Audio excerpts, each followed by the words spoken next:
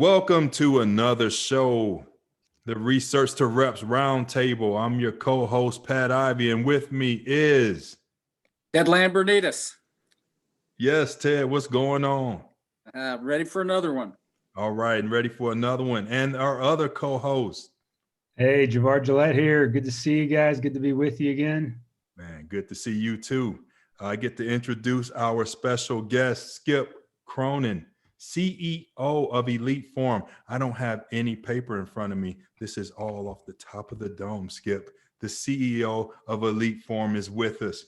How's it going? How's it going, Skip? It is going well, fellas. Thanks for having me. Appreciate being on. Awesome. So Skip, what did I tell you we wanted to get into this podcast? I believe the word was nerdy. We're going to get nerdy. We're going to talk algorithms, angular velocity, and so on. So I'm more of a generalist nerd than a hyper-specific one. So hopefully I can pull that off.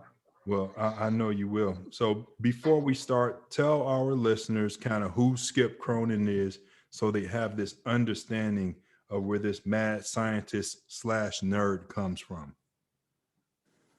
I didn't call you. What's that? I didn't mean to call you a nerd. Get nerdy. You know, I think nerd is, you can use it in a lot of different ways now, right?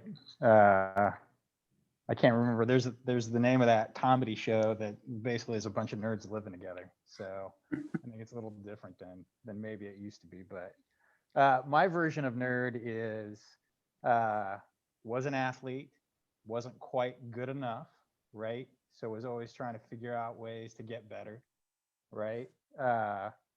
Which kind of walked me into, like, you try to engineer your training to be a little bit better. You start using various devices to figure out how to measure those things, quantify what you're doing.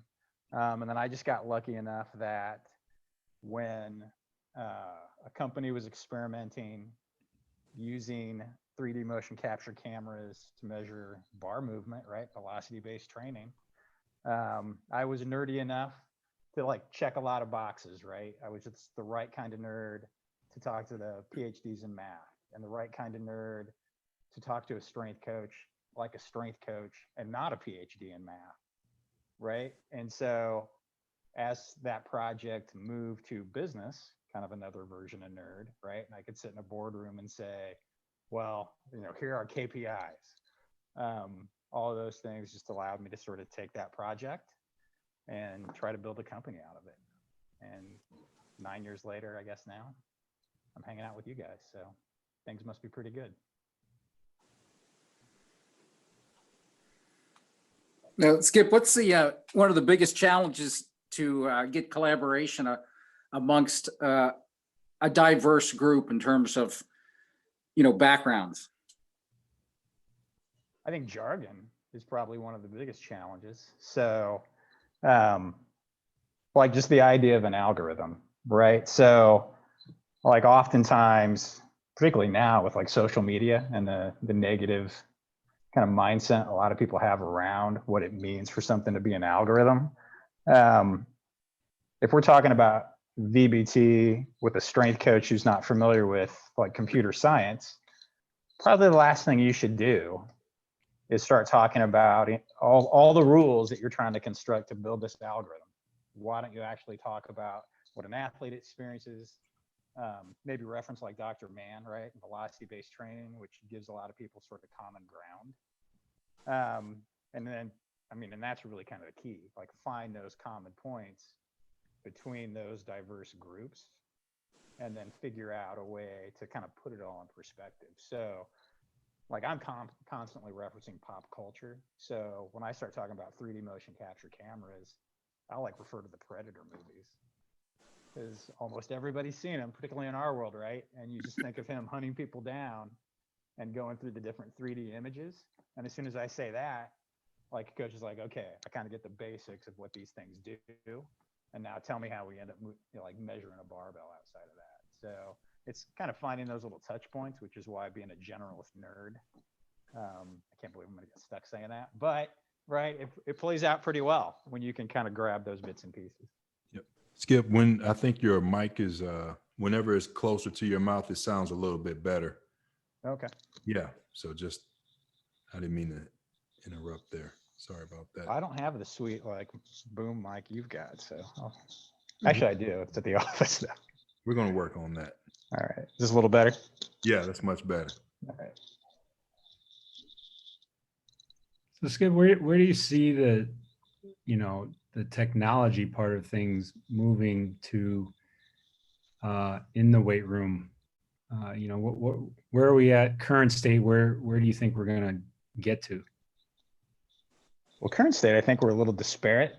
And I think that's because like you've got different devices that, just to be a little nerdy about it, kind of qualify as just sort of collection systems.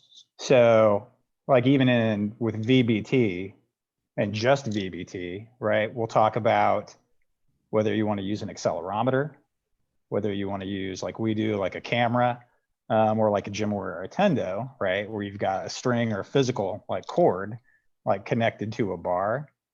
And so like each one of those collection platforms gives you different base data to use, right? And so what has happened with VBT is people have tried to answer similar questions based on disparate base data because they're using different collection systems. And so what ends up happening is if Pat wants a particular metric, and people start sorting through what they're able to gather off of those, right? To see if they can actually end up doing the math to get to that number. And I think effectively what will probably end up happening is we'll see fewer and fewer different devices being used. And I would think we would want to narrow those in a way where we're answering more questions with less devices. Because at the end of the day, not only can you get better information if it's the right device, so we can answer better questions for like you trying to find out something very specific about NBA players, right? But then it should actually also like lower everybody's cost to do it. So if you're able to combine those two things, it would kind of be the holy grail, for lack of a better term. But we're still sort of getting there. Like everyone's trying to kind of figure out like, well, I'm using this, I've got all this data to answer these things, but I actually can't get to Javar's question with any of it. So if that's an issue, now you've got a platform issue in terms of collecting. Yeah, it brings to mind load monitoring. And, we started out, you had Catapult and Zephyr, and I've made the switch from over the years I've made the switch with using 3 different types of load monitoring programs. So that comes to mind, with Connexin now, you have the Connexin data, and then in the NBA, you have the second spectrum data. So what are you getting at practice and what are you getting at games? And it's getting closer. So, I think, Connexin brings the ability to track data both in game and in practice, and they're getting closer to these algorithms that will be the same. So I think that's what you're alluding to is the same in the weight room. Yeah, so like with the GPS data, what caused you to incrementally move from like Zephyr to like other providers? Was it access to data, or like how did you find that how did you evolve through those different options? Yeah, I think, just trying to find a more seamless approach. I think at first, when I went from an outdoor sport to an indoor sport, I think getting the accelerometry and GPS was important. And at the time, it was, especially in soccer, it was a lot of GPS. And then when they started adding the accelerometry and, it changed the game. So I think all of them provide that now. To be quite honest, not sitting there having to download data for an hour helps. So I like the Sure. the instant feedback, but at the same time, it all goes into the system. So that seamless approach, I think, helps as well. Well, and you alluded to something that I didn't mention, which is also important, which is just actionable data, like just being able to use it. Like, I mean, the example of your travel right now, like exactly like you were in Cleveland for less than 24 hours. So when were you going to look at anything? Right? It would need to be quick, accessible, so you could do something with it, which is just, it's another challenge of just like finding a way to narrow down data in a way you can use it, which is all like that's another challenge with the word algorithm. Like it's also open-ended. Like the best algorithms are the one that are going to lead you to those key pieces where you've got a dashboard, you can quickly check what you want. And now if you have an athlete, well, you know, look at what's going on with Pat, I got to dig deeper. And now that stands out and you can jump back in at what you need to know, not try to filter through to get to it. So yeah, no, you hit it right on the head. You know, it does no good. 10 years ago, you know, if I were able to generate a report, I couldn't get it to the coach within a 12-hour time period. You know, it didn't make much sense. So I think just that instant feedback, and it gets the players to buy in, and that's the key is can you get the players to buy into, you know, here's the reasons why we're using it. It's going to help you. So that live feedback, and then any way you can communicate that information to the players and show them that you're individualizing their program and the information is meant for them. I think that's the major key, rather than getting too many things going on. You have these things that they're absolutely wouldn't use right away. So yeah, you're hitting it. Yeah, I would imagine not all your players want to nerd out, right? So, you They're know, like inquisitive. it goes back, like a lot of it still goes back to the basics. You just have better information to have the conversations, right? So like when I was an athlete, despite the fact that I'm more of a nerd now, like you don't want to lay all that on, you didn't want to lay all that on that young kid. Like, no, like I just want to go compete against somebody. You know, maybe the athletes are getting a little nerdier too, so that you're bringing them in. Well, I bet you're right there, right? I mean, you can't help it. Like, I mean, if there's a phone in your hand all the time, there's a device, right? So, and a lot of metrics just become scores, you know, and that's unfortunately how social media is engineered, right? And there's the negative algorithm, right? Like likes or scores, I've got the most, I'm popular, like all those things kind of, you can feed it, that can be negative, like you can feed it all in a negative way, or it can be positive. Like it can be, you know, like you just kicked my ass on a leaderboard, right? And I don't really know, like this is angular, like we can get an angular velocity joke here, but I don't really know what it means to have peak power in that movement. But I know I was fastest, so that's all I need. And for you, maybe that's all you have to worry about. You know, like you don't need to worry about that athlete being a nerd. Like he just did his work. And away we go. Skip, I've got some quick questions for you. Can you define these words? I'll call out the word and then you give the definition. We should do it like the match game where everyone has to like write a card and give their answer. All right. First one, algorithm. It's just a set of steps to do a computation. Okay. Validation. It's really confirming the answer, like at the end of a set of steps or an algorithm. Reliability. Consistently producing the same results over time. Peak power. Ooh, I like where this is going. Yeah, so peak power would be the moment at which you generate the most power over a particular movement. Not the greatest answer because I used power in my answer, but Good enough. Divine power. well, power is just math, right? Like the easy way to think about that, unless you want to get super nerdy, is just mass times velocity, right? Average velocity. It's just the average speed from point X to point Y. Angular velocity. Well, that one's complicated because yeah, there's like different types, right? Because there's rotational, but I'm not even going to be able to pull that one in. Great. I just remember the different types actually without the definition. Fail. Can we edit that out? I think you passed.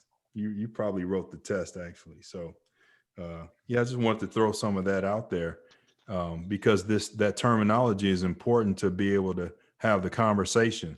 You all might have some other terminology that you use as well. How much do you have to educate the people that you are trying to help them to understand exactly what it is you do? It is all over the place. Like it's actually kind of a bit of a challenge.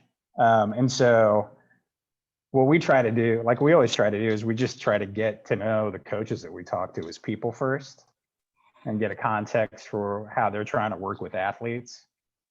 And so then we just tailor how we're talking about things based on that. So kind of the starting point's always different. Like, so Javar has a picture of himself and Bill Nye, the science guy, right, on his LinkedIn. So I'm probably not going in with like some basic definition of velocity, right? And so like that might be a good starting point. But like Ted, so I heard Ted give a talk at Notre Dame, and it was sports science related, but it was incredibly pragmatic. And so like I would probably actually start that conversation with a more pragmatic view of how our particular system measures the basics of VBT. Right. So, and then with you, like obviously known you a while, right? But I know you've obviously got a great relationship with Brian. So I'd jump right in with that and talk about the different ranges and how we do the same thing. We just do it with a different device, right? Now I'd probably talk about collection platforms, just the difference between a string and a camera, not to oversimplify too much. But that the math is the math. Like we just go about it differently. So, and usually that works, and people then respect the fact that you're kind of listening to what they're saying, as opposed to just, hey, let me vomit a bunch of computer vision VBT information at you. Because if you don't care, what's the point, right? You just roll your eyes. So that's how we try to do it. But the spectrum is wide, and so since there's no singular answer, why not just treat everybody with respect and have a conversation? So, Skip, some of the, say, colleges that have your systems installed and are training a variety of teams, have some of them gotten to the point where they can do, say, some significant profiling of their team and maybe by position as well? Or are they to that point yet? A good number of them are at that point. And that will be usually with our platform, but also in conjunction with others, right? So, well, I mean, some of the examples Javar gave like feed right into this. So, I mean, you'll likely have a scenario where, you're using a velocity-based training system, and you might set up like a velocity profile. And so you'll understand some data about the weight room, but we're going to marry that with some workload information because what I want to be able to do is understand, well, a good example, right? If you're at Cleveland for less than 24 hours, that workload is going to be heavy for a short period of time. So you're probably not going to squeeze a long day in the session in the weight room into that. And so the idea of aggregating a lot of that data, I mean, you're just thinking about it as an output of total joules, right? If you wanted to be really simple about it. And understanding the total workload will feed into usually KPIs, right? And that's always a debate. Like different schools have a different setup of the metrics that they think are important. And that will typically trickle down to the athletes. And so, you and I might sit there as coaches and look at those KPIs across the various things we want to measure. see those profiles, but then for the athlete, it's back to just needing to do the work. And so we'll push only particular things on that given day to like an EliteForm screen. And that's what you want to measure. So like if you talk to like a Will Otley at Indiana, he'll talk about how every day is a testing day, because we're grabbing that data in the middle of a workout, not making specific workouts about testing. And as those aggregate and update every day, I'm getting this timeline of my athlete instead of these disparate points. That makes sense? Yeah. Bit of a ramble. So sorry about that.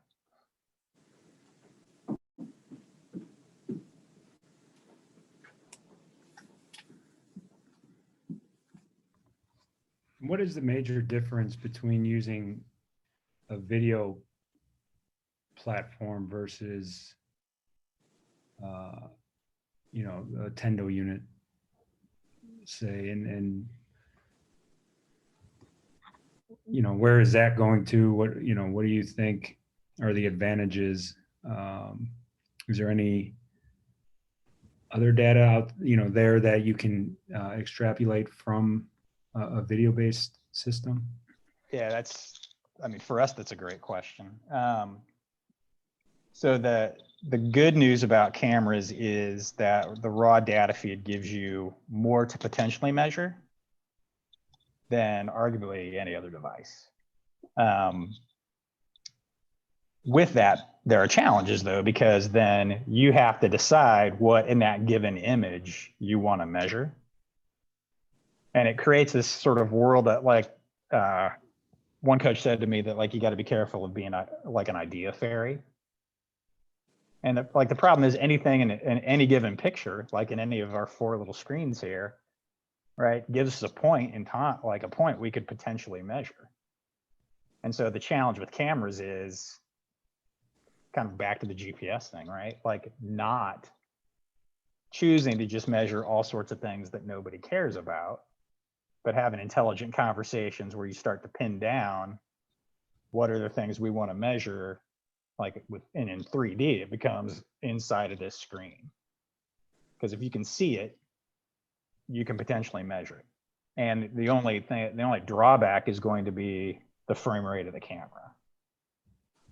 Because there's probably a velocity joke we can make out of this with like rotational velocity, but if it moves too fast and the frames don't fire fast enough, you're not going to measure it with enough accuracy for it to be valid. To go back to Pat's questions about it with definitions.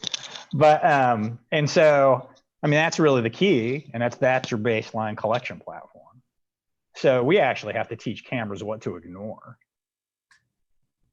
And that's kind of a unique situation with cameras. Whereas the beauty of like a GymAware or a Tendo is it's a narrow collection platform in terms of all the different data you could potentially get out of it. However, it's very accurate in terms of what it does give you. And so that's one of the things that like made Tendo so great, like, you know, 20 years ago or whatever, and makes GymAware super solid product as well, is that narrow band gives you a great deal of accuracy without having to write a complicated algorithm, because you're trying to filter out the fact that, you know, I'm lifting and 3 people just walked behind me and the camera's trying to figure out what to see. And so we feel like as we grow, as cameras improve, we can start to narrow down what we're seeing inside of that view to just provide more actionable metrics for coaches, right? We're going to ignore more information, but we're ignoring the bad stuff and grabbing the good stuff. And it's good stuff that you just can't get with other devices. So that's the thought process. And cameras do tend to be going that way. So now it just becomes keep having good conversations with guys like you 3, right? And understanding kind of how we need to tweak what we're seeing to give you something you can use. Skip, without giving too much of any secrets, where do you see velocity-based training going, and where do you plan on taking it? Well, I think there's going to be there's going to be a bit of a split in terms of what people in elite sport are doing versus like what just a regular consumer or even someone, Catapult has this term that I've often used called prosumer, right? It's someone who wants to train like a pro, probably got some discretionary income, but they're not a pro, right? So you'll have an educational component where people start to realize that it's just not the load on the bar that helps you improve in whatever athletic pursuit you've got going, right? But for folks on the elite side, like, and we've seen this just in like the 9 years we've been around, is people are teasing out more particular metrics that they're considering important. So like 8 years ago, I'd never heard anybody use the term time to peak to pull out just that very specific portion of a velocity curve of a given lift. But now we've recently added that to our reports. And so people don't even look at the curve anymore. They just literally want to know how long it takes. It's explosiveness, basically. How long does it take an athlete to reach that peak metric? And so like people are allowed narrowing down and looking at just that part of the graph. And you know, the person who's trying to just get their best marathon time, as an example, first you probably have to convince them to lift, but right, is not going to need that kind of information. And that particular metric, someone might even argue is like, and I probably fair, like not even applicable to all sports necessarily. And so we'll start to find more and more of those particular metrics at the highest level. But then from a business perspective, to get back to kind of that side of the question, like we'll probably end up pushing down into those markets.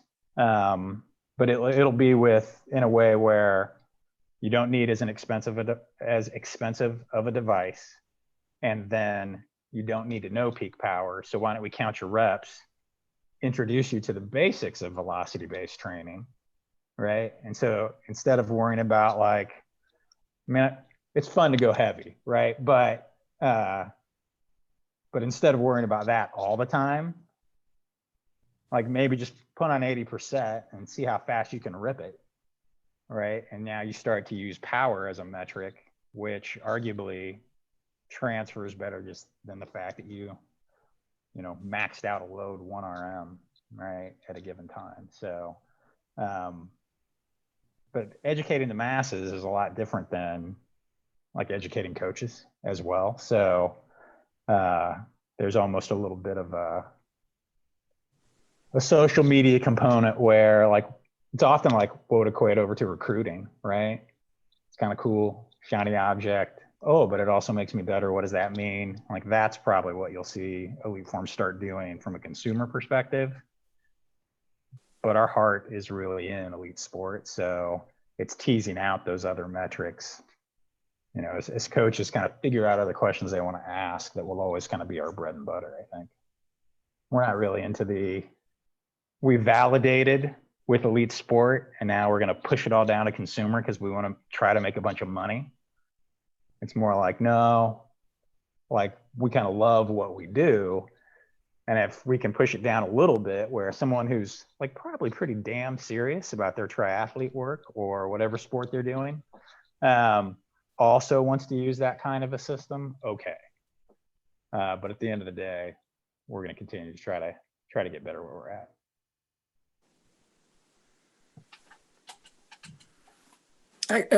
Quick question. Let's just say that you have a customer that's had your system for 2 years, and obviously the ongoing process is always improvement of your product and algorithms. And if you look at retrospectively the data you collected 2 years prior, is that when you come up with new algorithms, does that automatically update the previous data so you can compare apples to apples? I could answer that 2 ways. So just tell me if I'm getting to kind of the heart of your question. So basically, like everything we do is on an ongoing basis with everyone we work with. And so just updating the system always involves touching base and understanding kind of what's working and what's not, right? And that can be a variety of things, because sometimes, like, one of the things we always have to keep in mind is our system's not necessarily just about data. All right, so any improvement, like, we just try to set these collaborative conversations at least once a year, right? Usually in somebody's off season, where we start to figure some of those things out. You know, in terms of, so the other way I can kind of could potentially understand that question would be just from almost like a machine learning type of setup. Do we take the data and provide sort of some sort of prescriptive element where we're taking all of that data and we're saying, you know, well, coach XYZ, like, here's the trend line that you're seeing across all of your running backs. I'm making something up now, right? And so we would expect to see this coming into the 2021 season. We don't do that right now. And we'll build a tool set around that as opposed to being predictive. So in other words, like, I think the three of you know more than I do about training athletes. So the goal is to understand, how can we provide each of you a tool set that lets you make those predictive comparisons if you want to make them, not to do it ourselves. And so, like, there's different products out there that will take raw data off of, I'll just call it a collection platform, because now we can get into force plates or GPS or anything else. And then they're interpreting that data for you, and then they're giving you some sort of metric back. That's largely supposed to tell you if someone's a better athlete or not, basically. And we don't feel like that's our role yet, if at all. The goal would be to be able to collaboratively help you make those decisions with a tool set, not to make them for you. Does that make sense? Yes. Was that actually your question? Yeah, you answered the question.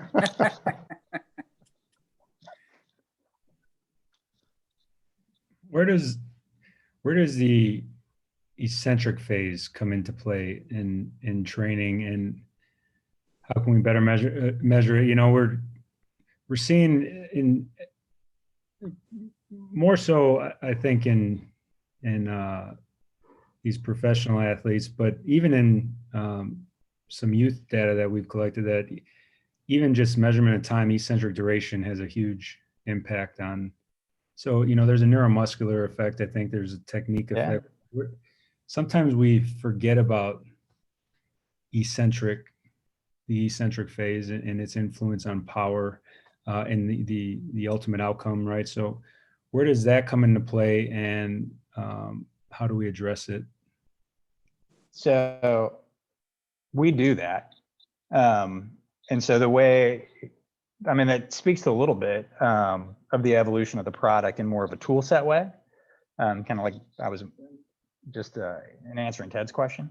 So, like, we initially started just looking at the concentric phase, right? But back to this idea of collection platforms, as soon as you hit start on our pad, the cameras turn on and we just see everything, right? And so it's back to that conversation of, okay, now that you see it, what do you want to measure out of it? And so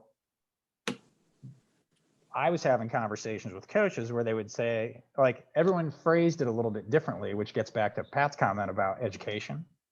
Like, it's figuring out who's saying what about, you know, these particular protocols.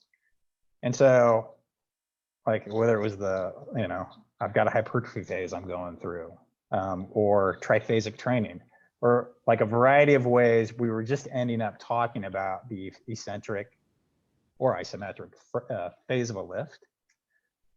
Like, the way to narrow that down from our perspective was someone already started the camera, right? So Pat's backing out, ready to squat after, you know, he hit start set. And so it's there to be measured. So we just widened out our algorithms in terms of where we started measuring anything. And so that became, measuring the eccentric portion of a lift, right? Worrying about how's that V shaped in terms of that movement? And so, creating simple reports around that, just like you're used to seeing the concentric phase reported. So there's commonality in how we're talking about those numbers. And then the last thing we had to worry about was the athletes. So that became, what I was used to seeing, kind of thinking from a football perspective, is a bunch of people around a rack, everyone sort of yelling out the count, right? And it's kind of all over the place, right? And so now our screens, you hit start, gives you a moment to get ready, and it just counts it for you.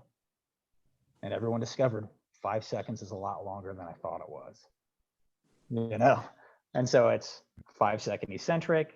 If you've got an ISO plugged in there, right? 2 second hold, explode up. And so that's sort of knucklehead proof for the athlete. But then all those metrics go back into reporting, or can get kicked out via an API to some other AMS.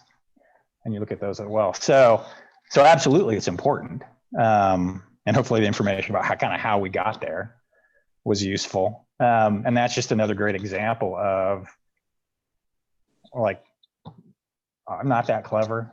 Our staff is great. We're not that clever. We work with a bunch of really clever, smart people. So we just try to have the same kind of conversation with them, and that's how we got to that. And so we have, I listened to a different, one of the roundtables, and another thing that you brought up was having people react to a stimulus, and what that means in training. And so we have a reaction-based lifting protocol that we have in, where the cameras will tell you to get, or the screen will tell you to get ready, and then randomly fire a lift signal. And so then you've got to react and crank out your lift. And that's still in beta, but it's just another example of, here we have these cameras, here's what we can see, here's the stimulus we can provide, but how are people trying to train? What's the science say?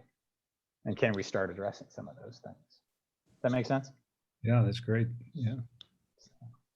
Skip, you remind me of the conversation we had when we first started looking at velocity-based training devices, because we had to sell it to the idea to our football coach so that he would sign off, because we needed the funding and finance.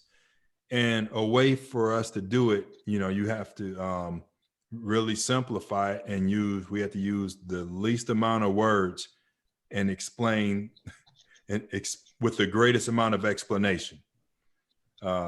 And we would use the term fast twitch, fast twitch. That's what we need these devices so we can train our fast twitch coach. So help those that are in that place to how velocity-based training may or may not, I don't want to lead you, develop fast twitch. Well, what I find myself doing a lot is, like you referenced football, right? So I just try to put it in the context of the sport of whoever I'm talking to. So, if it's, I don't think Coach Mike and I actually had this conversation, but one of the things I'll say is, so if you're in the trenches and it's O-line, D-line, and each guy can bench or squat the same amount of weight, and I know Javar moves faster, who are you going to put money on off the line? They're both this strong, yeah, but he's more explosive. So what do you think? And no one ever says the slower guy. And so then I try to build off of that, right? To say basically power equals explosiveness, and who doesn't want an explosive athlete? And so coaches start picking, there's this cliche of this big athlete who can barely move. And everyone knows that. So at a very baseline level, honestly kind of feed off of those cliches. Not to, kind of sounds bad, but like I just try to paint these pictures, right? So like, so if I'm talking to Javar, like I've got all sorts of stories. So like, I don't know if I should tell this one, but so Wiggins comes in on a recruiting trip to KU, and they're showing him the elite form, and he's kind of paying attention, but then there's this concrete beam, and he just, I believe, to show how explosive he is, just like jumped up and hit it, and he just popped. And I was like, if you're more explosive, you can do stuff like that. It helps you do things like that. It doesn't necessarily mean you can do it, but it helps you get closer. And so it's just painting little pictures like that. Like I never go neck deep into the science in that situation because they probably don't care. They may not even know what I'm talking about. And it probably cuts off a conversation instead of helping one. Yes. You know, speed being simply a measurement of time is just way too simple for people sometimes, but it means a whole lot, you know, and that's why, you know, Pat's still trying to beat me off the line every now and then. There's always a lot of like, you know it when you see it, like, or the coach's eye test. And so like, I just try to relate to things people are used to seeing. Like, what does success look like? Clearly you beating Pat off the line is one of those things. Pat, we're not going to put it to the test. We're not going to go there. You can still play. We're not going to. Skip, I have another question. I know Ted wanted to jump in. How does velocity-based training reduce the risk of overtraining or overreaching, however you want to say it? Well, like it kind of gets into done the right way, right? So, I mean, effectively, just you have better measurements of total work, right? And so, and in some ways, you could argue that's just the starting bucket of velocity-based training. Like if I'm just able to know more about the work you're doing, I can start to understand how much work you can do and where to cut you off, right? And so, like I think of Vershansky when you ask that question, where we start talking about fall off rates. So I jumped straight into nerdy, I guess. But so you can start looking into how I start slowing down over time, moving the same amount of weight.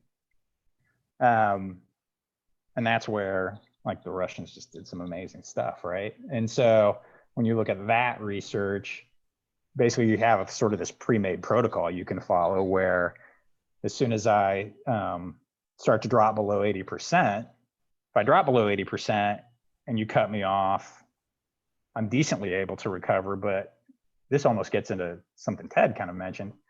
If I can be predictive about that and cut you off one rep before, then that research shows that I can even have better gains over a shorter period of time because I've never reached that fatigue level. But either way, understanding where I start to fall just helps coach basically understand where to stop training so you can have another quality session sooner for better gains over time. That's probably a little bit oversimplified, but I mean, that's the basics of how that would work. Yeah. And, you know, I think it's also important, it's really important to state here that if the athletes aren't training as hard as they can, you know, then you really don't have much to go by, because it's when they put in that effort that you can really identify that fall off, and then you can adjust the program rather than the athlete thinking, you know, hey, you're going to use this against me. Like, no, we're going to use this for you. Absolutely.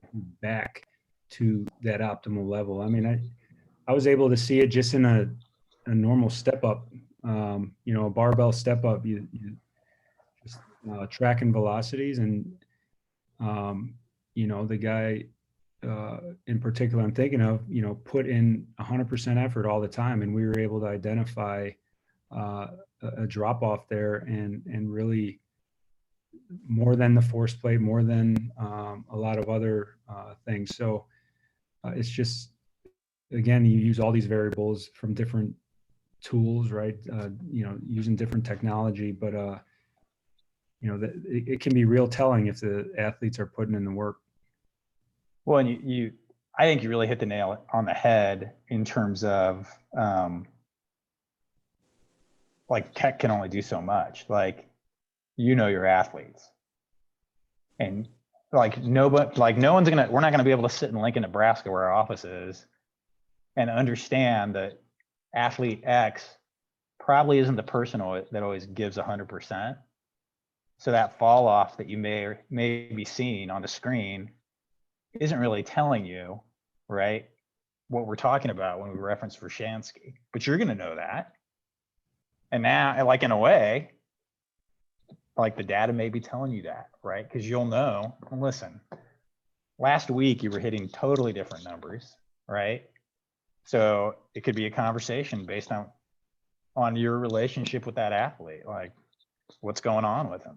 Like, break up with his girlfriend? Does he just not care today? Like, there's a million things that could be going on. And so there's this whole cascade effect that we try to recognize hits athletes. And we're just a super small part of, like, trying to help give you better information or coach better information, right? That helps them manage that entire relationship.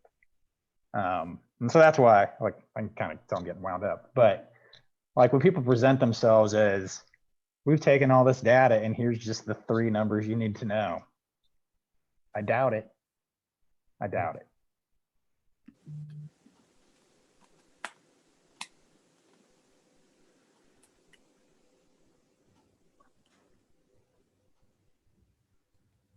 I was at a school last week.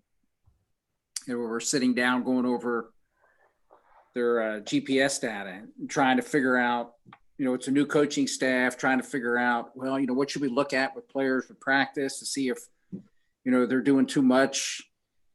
And I said, well, it's just not that. I said, you also have to, monitor what they're doing in the weight room. I said, if you use some artificial numbers to say, boy, this load was real high for the practice, but they're still very powerful in the weight room, they're probably not overtrained.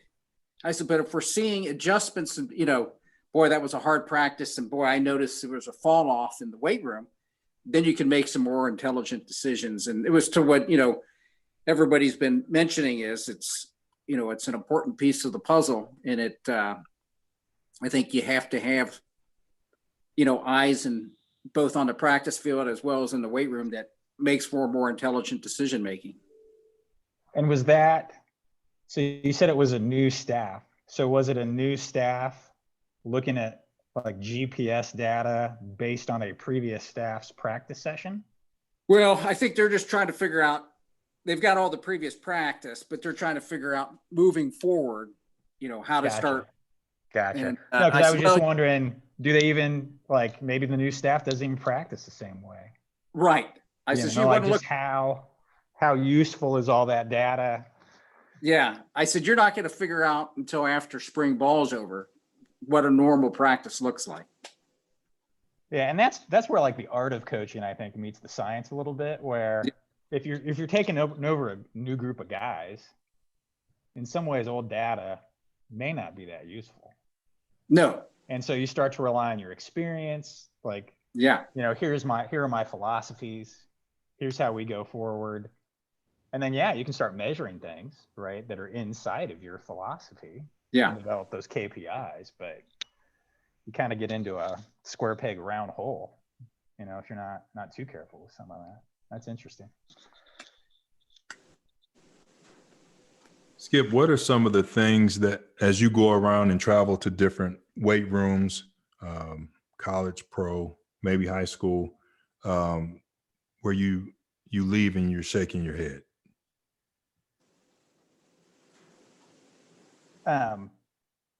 Basically, when people use devices as kind of hood ornaments, that kind of leaves me shaking my head a lot, where, like, we're not inexpensive. Like, GPS isn't isn't cheap, right? So this sense of people want to just put shiny objects in a room, like, and sometimes you can't even figure out why they want to do it. But this idea of I'm going to build this sort of mecca training facility, but all the nice stuff that I'm putting in it, I'm not really going to use it. I just want to say I have it.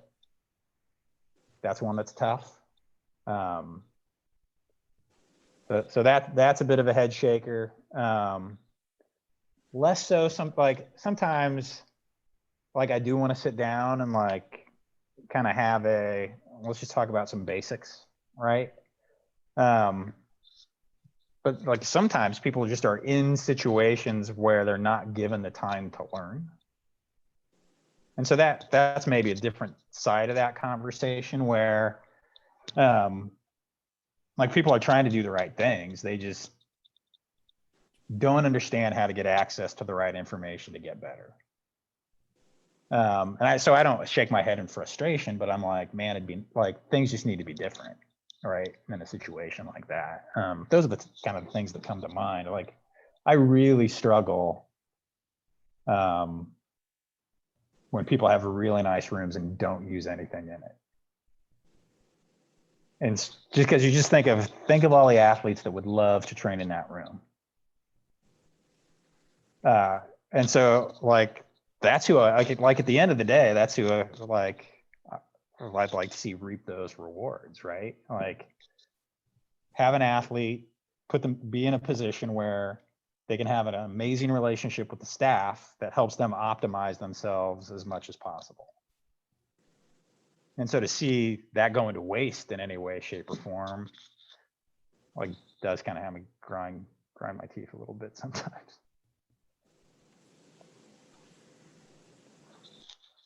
For the strength coaches out there that are just starting out, how would you set them up in the weight room, you know, where they were armed with these maybe 2-3 items to start with that'll get them, and they're going to have to put in some work to learn how to use these, you know. Sure. But the ones that are just kind of starting out, that really, you know, there's a lot of options out there. You know, what are the 3 that you might suggest to them? Well, I'd have that conversation, kind of depends on what sport. Like, I'd have a conversation about just generically what's important to them. And that starts to lead down different paths. And I think you got to be honest and talk to people a little bit about their budget, right?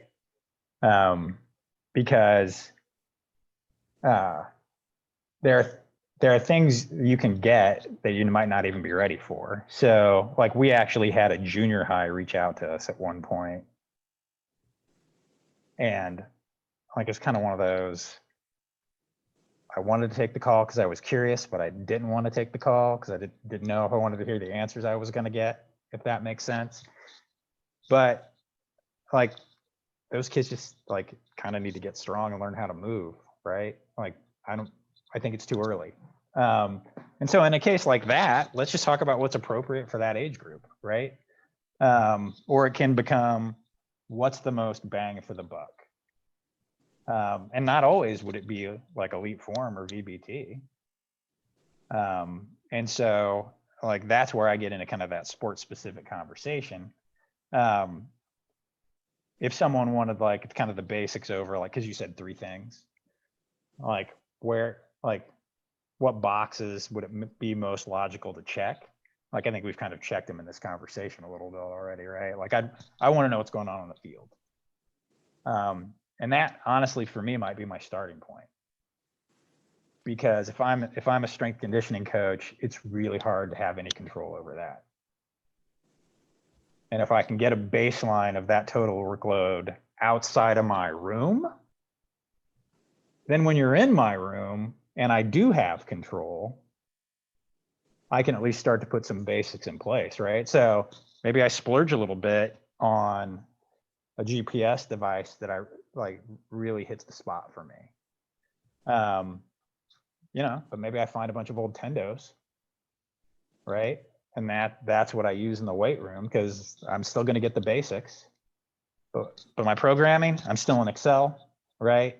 I'm still paper cards because that's what a budget allows. Does that make sense? Yeah, Does that answer your question? that's yeah, I mean, that's the key is just, working within the budget, finding what matters, talking to the coaches, talking to, a number of different people to see what's important to the organization or the team. And so, yeah, absolutely. That would hit it right on the head. Yeah, the boardroom nerd would say, like, what's the ROI, right? So like, what's my return on these things I want to invest in? And you just like just maximize the return now, right? And then if you show you're doing that as a coach and you get that buy-in and administration sees it, like sometimes that opens a checkbook. Now I believe, right? You know what? He did without a few things, he or she, right? We're performing better. Next step is wants to address, the weight room, wants to address sleep. So, okay, we'll take that step. Yeah. Next thing you know, you're building a program. I think what's helped me over the years is trying to find the tools that I can continuously use in training versus a lot of times you might focus on testing, right? I got to gather data to test. Can we use these same tools in training so it's regularly because you're going to spend a lot of money that you use it maybe once a year, twice a year, and then it's sitting there, so I think that's really, and what you're saying is right there, it's the same thing. These are the tools that you're going to use on a regular basis. The Javar, I heard Sean Hall speak one time, and he said, training is testing, testing is training. Yeah. So I thought that was interesting because, every time you're training your athletes, you're trying to gather something. So in essence, you're that's not, that all has value. Yeah. Yeah, Halls is great. He's where I got the idea fairy quote from. So he's outstanding. Yeah. Skip, I'll let you play salesperson for a little bit. Don't do And that. so when you look at, say, virtually now or paperless. So when you look at the amount of administrative expenses and actual human labor that is saved, is that part of your sales presentation as well? Because that's real in terms of the amount of time that's saved with relative to administrative cost. Surprisingly, not very often. Not very often. And what usually happens is it's sort of a nice to have, like it's an add-on, but we end up usually getting buy-in. If somebody cares, right, we'll get buy-in for other reasons. And then once that buy-in exists, like I've been known to help a coach with how they talk to administration, right? It's probably just being a different version of a nerd where I can help. And so I might bring it up. But like we always start with strength coaches. Like we don't call ADs and try to like sell down. Like if we want to talk about kind of the sales process a little bit. But once your coach is bought in and they understand it's paper, like COVID made things a little different. There's no question about that. But like I tend to throw out these gentle things like, well, here's how you might want to talk about it, like to administration. And so it plays a role. It also gets a little hard to quantify, like back to the ROI conversation, what is really the dollar value of that? And so like sales is weird enough. And we're kind of anti-sales in a lot of ways. And it almost sometimes probably seems to people like we don't want them to use our product. Because we'll tell you things like, I don't know, like the middle school thing, I don't know. Like, I don't know if they're ready, right? But like back to the paperwork thing, it's definitely a value. And it's a time savings, it's a cost savings. But but it is sort of a line item probably in like 5 or 6 bullet points that people care about.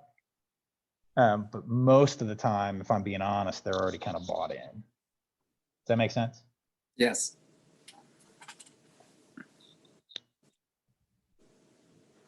Ted, that question covered part of the question I wanted to ask, because I want to know, how does Skip balance?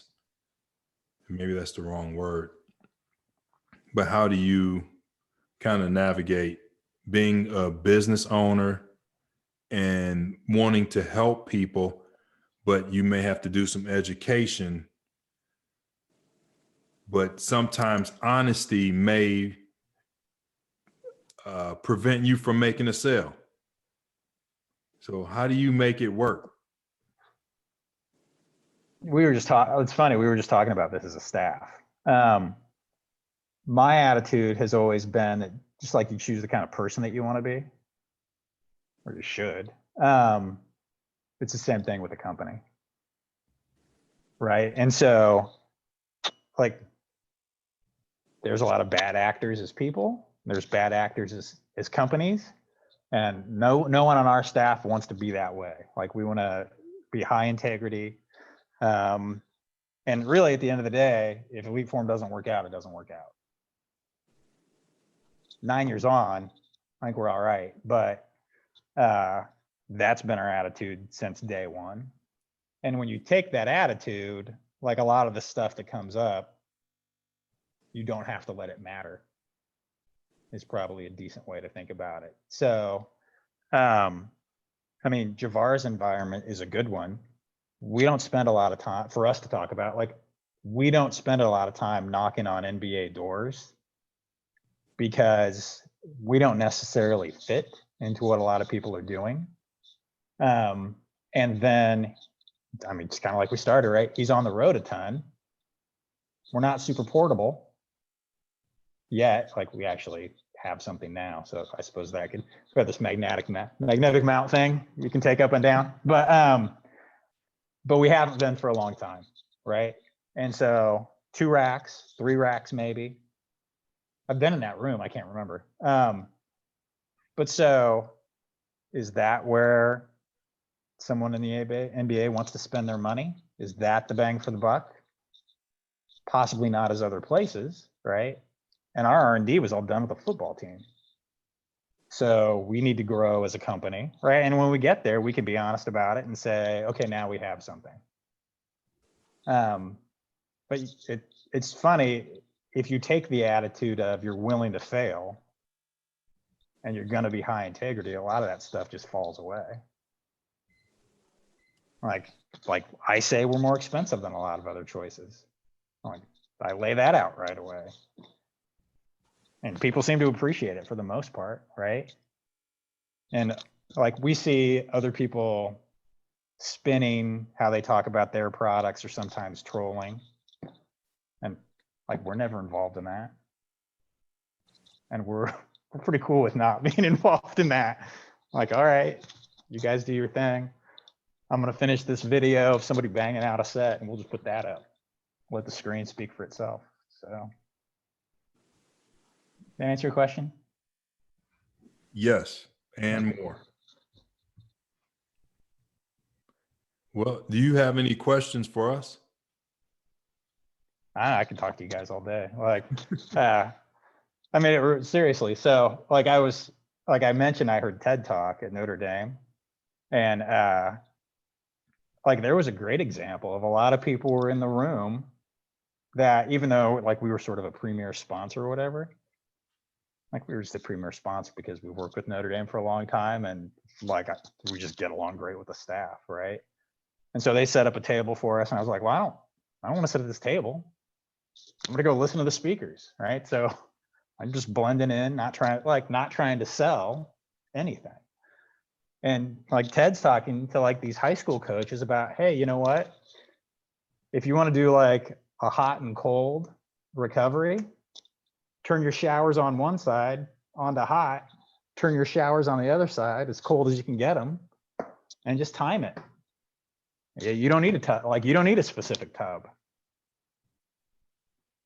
And like there was, I don't know if you remember any of that, Ted, but I do, right? Oh, And so it was my, that was my hillbilly contrast protocol. well, I use pragmatic when I talk about it, not hillbilly, but yeah, the point's the same, right? And so, like, so I don't, do I have a specific question? No, but I mean, that's just, to me, that's sort of the flavor all these conversations should go in, where you're talking shop and kind of understanding, I'm still not going to use hillbilly, like, do we need a pragmatic approach?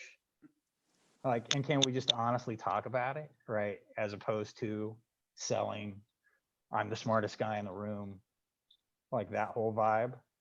Like, kind of back to like Coach Mike, right? Like, helping him to whatever degree we can learn the system to do VBT in a way that's going to work with where you guys are at the Ville. That seems to me to be the most logical approach, right? And so then, you know, if down the road we have something that makes a little bit more sense for like an NBA situation and Javar reaches out and wants to talk, well, sure, I'm going to love to talk to him. But I'm probably also going to make jokes about this, like while we're talking about it, right? And how I kept talking the air out of the room. So, yeah, it's all good. But this to me is like, as far as like a sales pitch or whatever, like to me, this is how I want all of those conversations to go. I just talk shop. And at the end of the day, it's like we charge X amount of money and you can buy it or, you know, or not. It's cool. And if you get a different job down the road and now it makes sense, bigger budget, whatever, awesome. This is how these young strength coaches can find their wives, because if you have the confidence and you put aside your ego, you know, you hit on the girl, she turns you down. Well, that, you know, at least you were honest and you were yourself, and then you go to the next girl and all of a sudden you find your wife. It's the same approach. You know, it's funny. I use that exact same analogy with a new hire we have.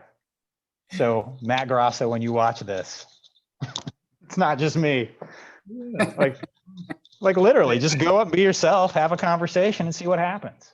No, and that's, you know, my point being the humility involved is tremendous. And I think that's what, you know, you create the relationship, and, you know, that's why people love you, and, you know, obviously enjoy your product as well. And it comes, you know, but, Yeah, you could be the nicest person in the world, but if it's a piece of crap. right, exactly. So yeah, keeping it balanced, right? Always trying to get better. And like, it's a cliche to say, like, people will talk about the process, right?